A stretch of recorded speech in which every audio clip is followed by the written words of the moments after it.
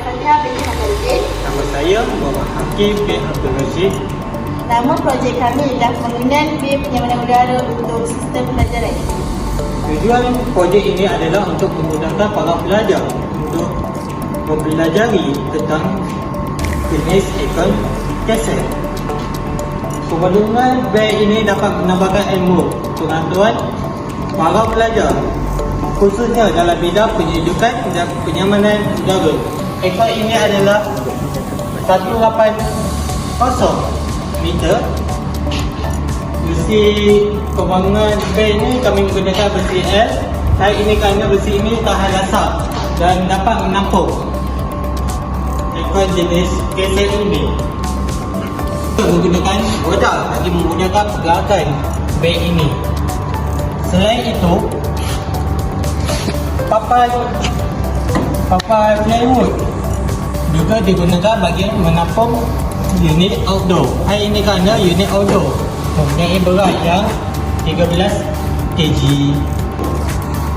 Besi big pad digunakan untuk menggantungkan unit indoor, iaitu ikon kaset.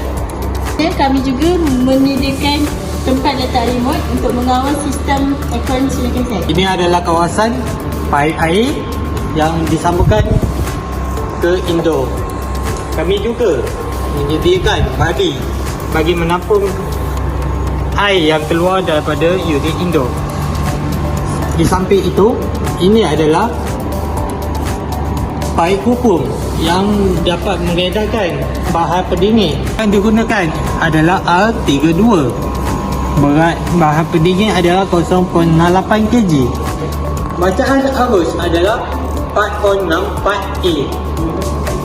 Dekat sini adalah dinyatakan spesifikasi unit outdoor.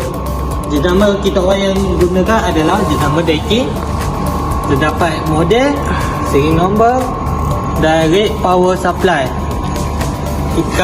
Kami juga menggunakan 220 hingga 240 volt type.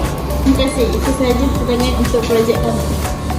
Kami juga berharap projek ini dapat digunakan oleh para pelajar yang masa akan datang.